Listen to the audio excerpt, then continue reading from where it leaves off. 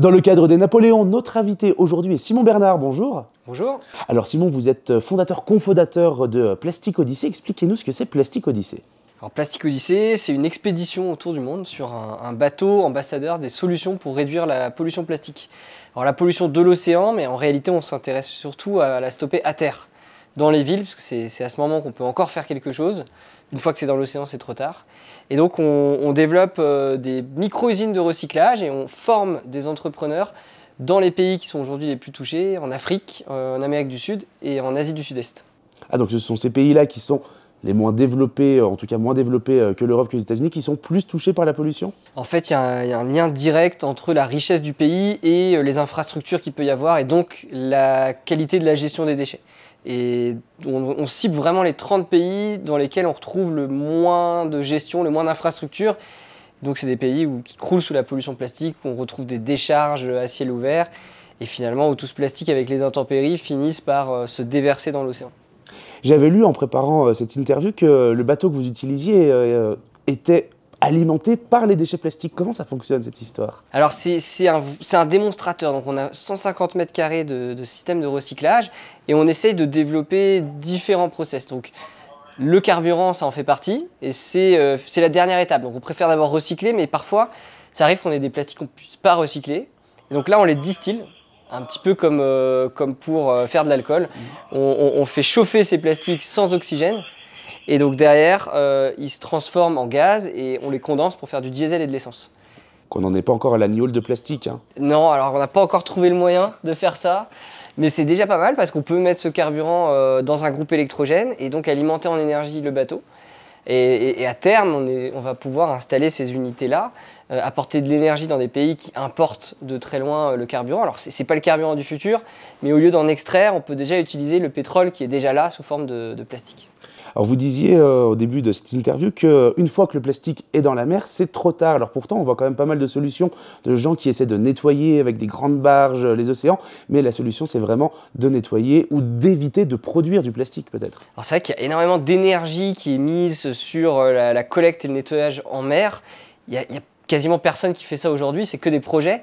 Le problème qu'il y a, c'est qu'en fait on connaît très mal cette pollution, donc il y a énormément de fake news.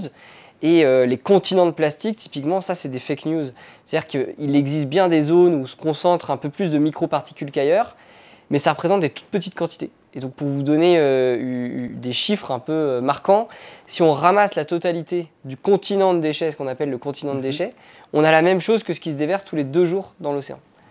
Donc en fait, c'est absolument pas là où est le problème, parce que ça représente moins d'1%. C'est 0,6% de la pollution qui est dans l'océan. Donc le vrai challenge, c'est de se dire comment est-ce qu'on arrête de déverser ce plastique, et on en met beaucoup puisque ça représente 20 tonnes toutes les minutes. Et justement, comment on fait? Alors donc là, il y a vraiment 2 axes à mener en parallèle. Le premier, c'est évidemment la réduction de la consommation. Ça passe plutôt par des changements de comportement, c'est ça qui est le plus difficile, on va dire. Donc là, nous, on travaille dessus plutôt en faisant de la sensibilisation au grand public, en allant travailler avec les enfants, parce que c'est sûr que les enfants vont eux-mêmes aller éduquer leurs parents, donc c'est une bonne approche, c'est ce biais de l'éducation. Et après, le deuxième axe, donc une fois qu'on a réduit au maximum la consommation, qu'on a changé les usages, c'est de recycler. Et c'est vrai en particulier pour tout le plastique qui est déjà là, puisqu'on a une sorte, faut se rendre compte, on a une sorte d'héritage de déchets plastiques qui représente 5 milliards de tonnes. Donc sur les 6 milliards de tonnes que l'humanité a produites, il en reste 5 milliards à traiter. Et donc ça, il faut vraiment les gérer, il faut les recycler, mais ça ne veut pas dire que c'est une raison pour continuer à produire autant. Et quand on parle de déchets plastiques, c'est de toutes les tailles, puisqu'on parle de déchets vraiment microscopiques, et ça peut aller jusqu'à au moment de l'interdiction des pailles, parce qu'on retrouvait des pailles complètes dans les océans, et ça pouvait gêner certains animaux, quoi. Alors c'est ça le problème, c'est qu'il y a la pollution visible par les macro-déchets, donc on va dire les sacs plastiques, les bouteilles, les pailles, ce qu'on peut voir. Et puis il y a une pollution qui est assez énorme, parce qu'elle est invisible, donc elle est difficile à quantifier, c'est la pollution par les microplastiques. Et donc là, c'est à la fois les microplastiques qui arrivent dans l'eau par le textile ou tout ce qui peut dégager des fibres ou des particules comme ça, ou alors par les macro-déchets qui se dégradent. Donc le sac plastique ou la bouteille, quand elle arrive dans l'océan, en réalité, elle va se dégrader.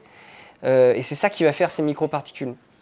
Et ça, c'est dangereux parce que ça constitue une sorte de radeau à bactéries appelle la plastisphère, et donc ça capte comme une éponge des bactéries pathogènes potentiellement, des espèces invasives qui vont circuler dans l'océan et qui vont donc transporter des espèces. Donc il y a énormément de problèmes liés à ça et on ne les connaît pas encore tous.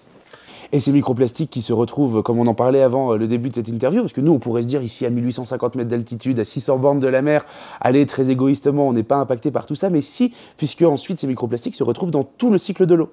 C'est ça, c'est tellement fin, tellement c'est des nanoparticules, que ça finit finalement par intégrer le cycle de l'eau, se retrouver dans l'atmosphère, dans la pluie. Et donc ce qui est marrant, c'est que, enfin, c'est pas marrant, mais on en retrouve à chaque fois qu'on cherche, on trouve des microparticules, y compris dans des lacs de haute montagne. C'est ça qui est incroyable. On a prélevé des expéditions scientifiques qui sont parties prélever de l'eau qui sortait du fond du lac, donc qui avait été filtrée par la roche, et on retrouve des microparticules.